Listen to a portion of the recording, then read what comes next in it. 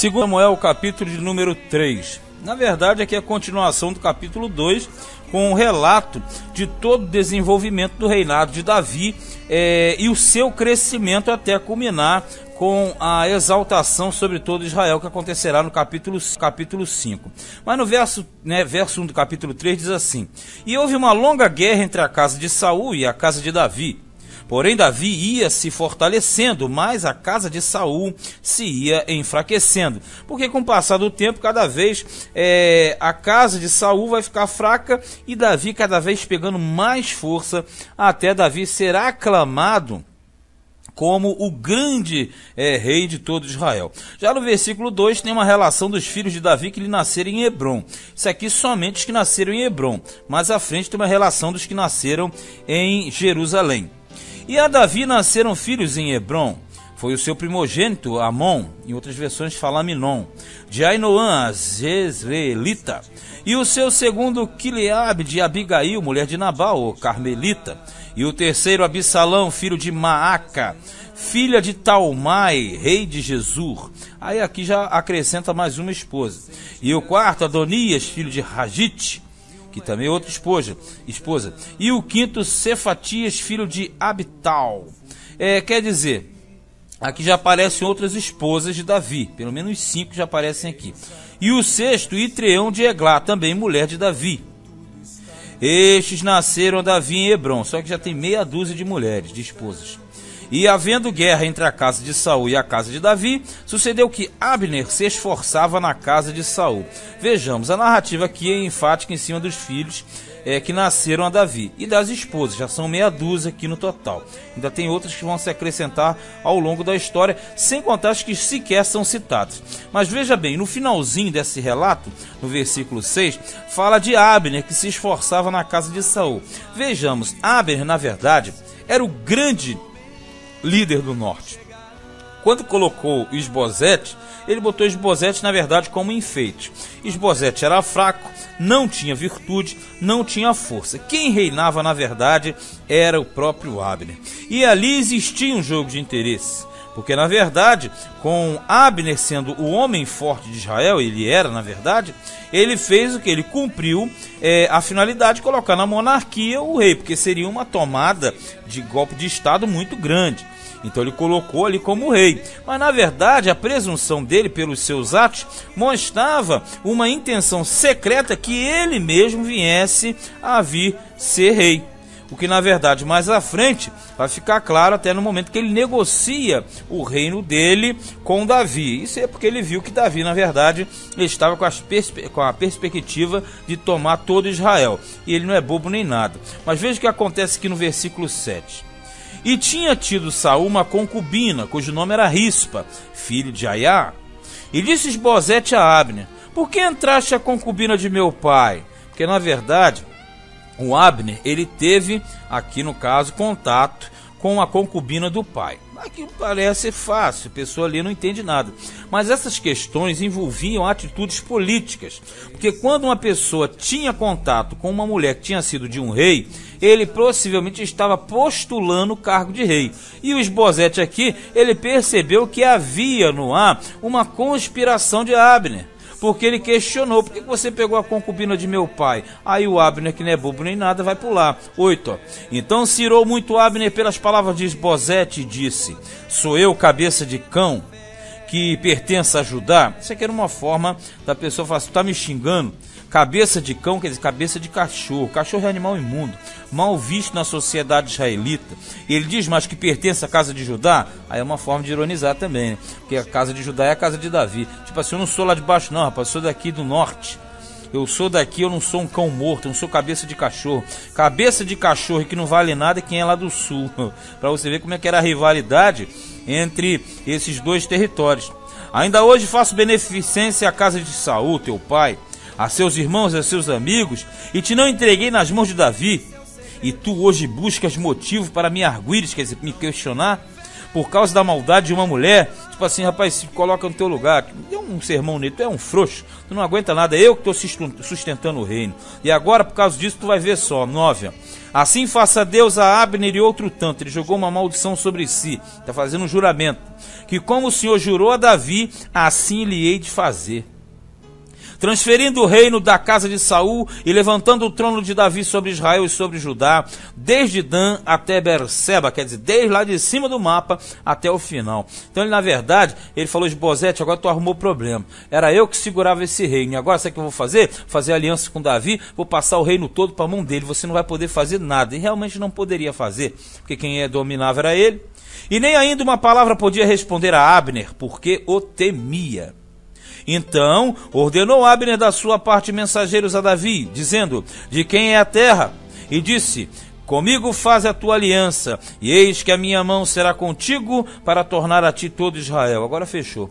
Está dizendo assim: Davi, eu estou aqui, faz aliança comigo, eu passo a parte de cá toda para você, porque o Esbozete não vai fazer nada, não domina nada. E disse Davi: bem, eu farei contigo aliança, porém uma coisa te peço, que é: não verás a minha face, se primeiro me não trouxeres a Mical, filha de Saul, quando vieres ver a minha face. Olha a demanda.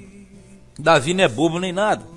Quando a pessoa lê também não vê nada aqui demais, mas tudo aqui tem uma jogada política por trás, tem um jogo de interesse. Falou: já que você quer fazer aliança comigo, então manda minha mulher para cá, que é filha de Saul. Sabe por quê? Porque vindo Mical era filha de Saul, então ele comprovaria realmente que o que ele estava falando era verdade.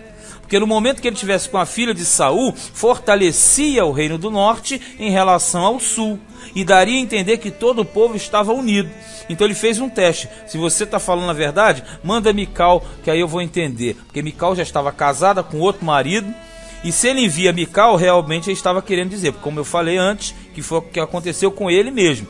Quem pegava a mulher de um rei, era supostamente, cogitava o cargo. Então, se ele tem intenção boa, ele não vai hesitar de mandar Mical. O que ele fez? Exatamente isso. Também enviou Davi mensageiros a Esbozete, filho de Saul, dizendo: dá-me minha mulher Mical, que eu desposei por 100 prepúcios de filisteu. Que na verdade 100, mas ele deu 200. Lembra? Então ele manda mensagem também para Esbozete, que Esbozete é irmão de Mical e sucessor. Mas na verdade quem mandava era Abner. 15. E enviou Esbozete, atirou a seu marido, a Paltiel, filho de Laís. Quer dizer, o reino já está praticamente. O interessante é que o Esbozete, nas mãos de Abner, ele não demonstra reação nenhuma. Mandou pegar a irmã, tirou do marido Paltiel e mandou de volta. E ia com ela seu marido, caminhando e chorando detrás dela, porque pegaram a mulher na mão grande, o marido vai atrás chorando, até Baurim.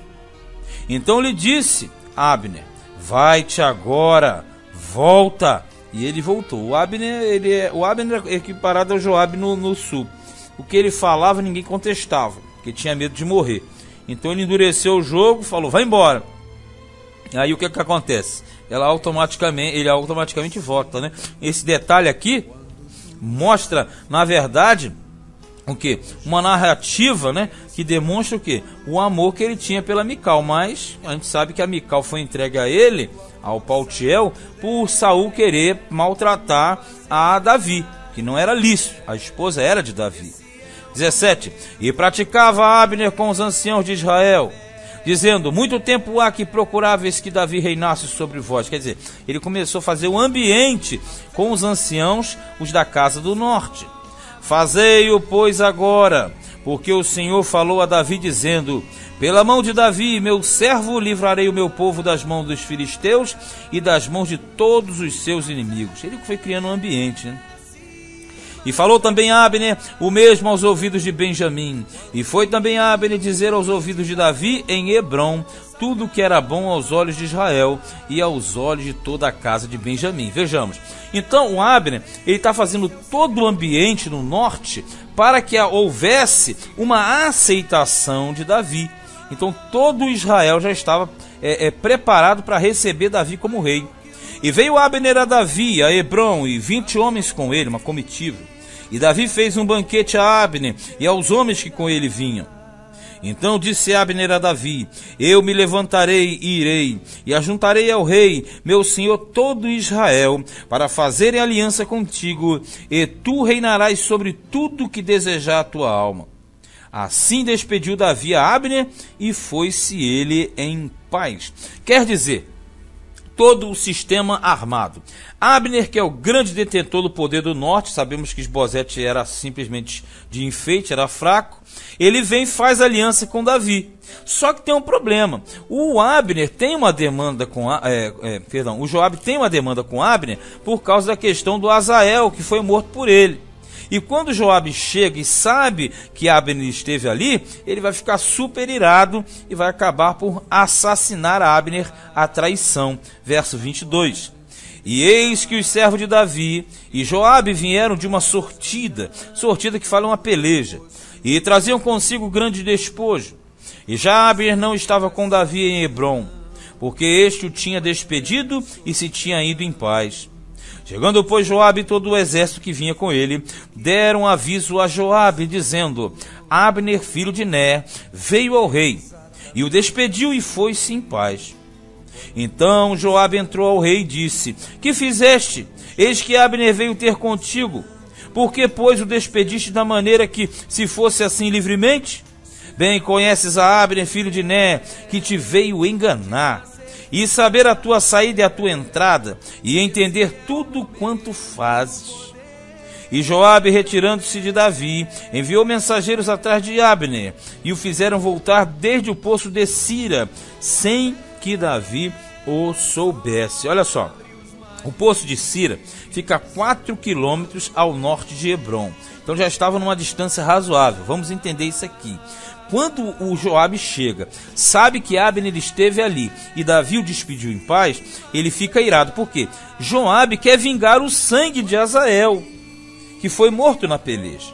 Só que tem um detalhe muito grande aqui. Primeiro, morte na peleja não tem expiação de sangue, porque quem morria na peleja era símbolo de que ele precisava morrer na peleja. Tanto é que Israel saía e quando Deus não queria, não morria ninguém. Então quer dizer, em peleja, ali só morre quem tem que morrer. Então não existe vingador de sangue para a peleja. Mas o Joabe quer se vingar de Abner, está totalmente errado. Outra coisa, ele acusa Abner de ser falso, e Abner era considerado um grande homem em Israel. Então ele está, na verdade, trazendo para o seu particular e querendo colocar Davi contra Abner. Quando ele viu que Davi não fez nada, ele saiu e na surdina ele chama e vai matá-lo. 27.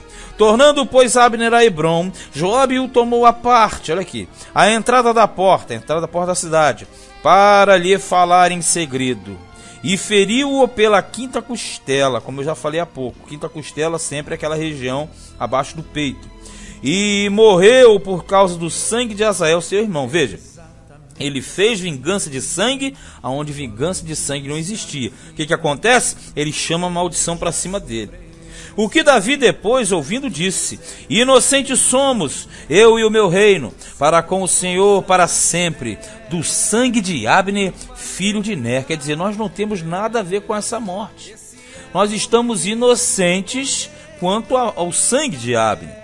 Fique-se sobre a cabeça de Joabe e sobre toda a casa de seu pai.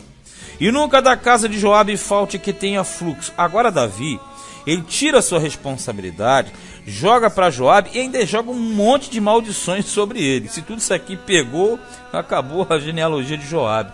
Ele fala que nunca falte quem tenha fluxo, quem seja leproso, tudo isso aqui exclui o cara da sociedade, nem quem se atenha a bordão. Sabe o que é o bordão? A bengala. Tipo assim, só tem que ter gente aleijada, doente, que anda com bengala. Nem quem caia a espada, nem quem necessite de pão. Quer dizer, lá tem que ter sempre gente morrendo e gente mendigando pão, com fome. Isso aqui ele jogou um monte de maldições em cima. Fluxo, leproso, tudo isso, andando no bordão, caindo a espada e mendigando pão. Joabe, pois, e Abissai, seu irmão, mataram a Abner por ter morto a Azael, seu irmão, na peleja em Gibeão. Veja no 30. Aqui fala que o Abissai foi coadjuvante de Joabe, que na verdade Joabe e Abissai eles foram vingadores do sangue de Azael, que era o irmão mais novo. Só que aqui diz que foi na peleja de Gibeão, e como nós já falamos, isso é antigo, desde lá do Levítico, não existe expiação de sangue para quem morre em peleja, em sortida. É a mesma coisa do policial que em serviço mata alguém, licitamente, é lógico. A partir do versículo 31, Davi vai proclamar um grande choro, um grande lamento, para justamente se abster da morte daquele homem e ficar, ele praticamente lava as mãos, dizendo que não tem nada a ver com o fato acontecido, o fato ocorrido. Vejamos no capítulo 3, versículo 31.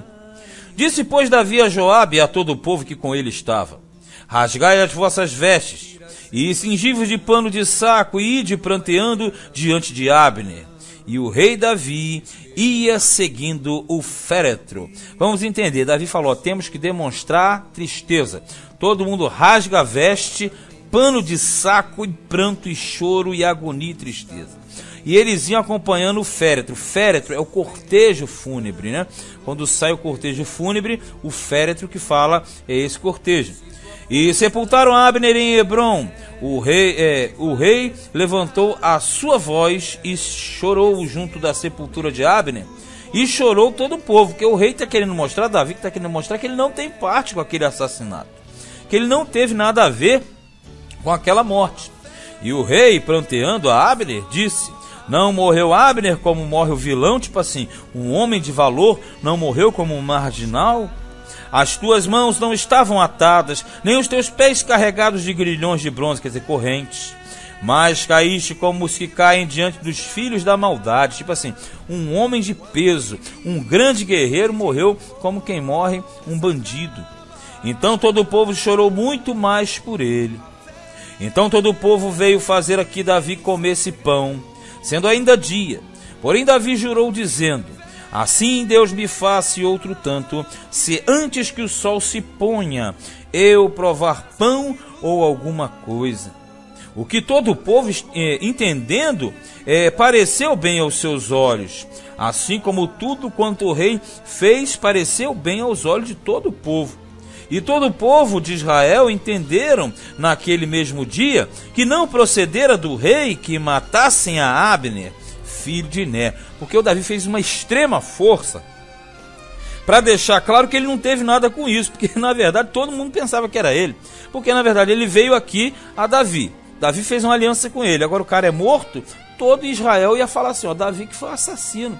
Então ele está fazendo publicamente que todos saibam que ele não tem nada a ver com a morte de Abner, e aí o povo consegue entender.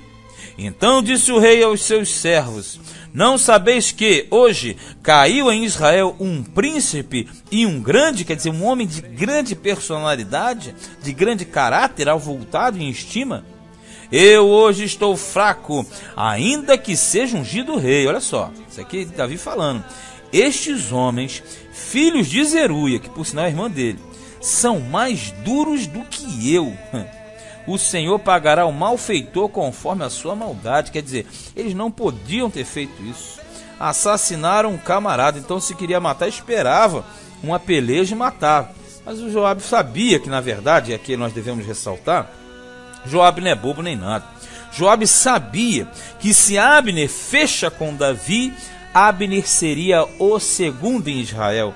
Automaticamente seria o grande general do exército de Davi. E aí Joabe, que não é bobo nem nada, sabia que ia sobrar para ele, porque ele era o atual líder do exército de Davi. Agora, com a entrada de Abner, ele dançava. O que ele fez? Matou 2 coelhos com uma cajadada só. Matou a Abner, vingou o irmão e automaticamente aniquilou a suposta possibilidade de perder o seu cargo, que era o cargo de liderança do exército de Davi, que posteriormente seria muito maior, porque Joabe agora vai ficar sendo o líder de todo Israel. Então a ganância também falou mais alto aqui. Mas esse foi 2 Samuel, capítulo de número 3.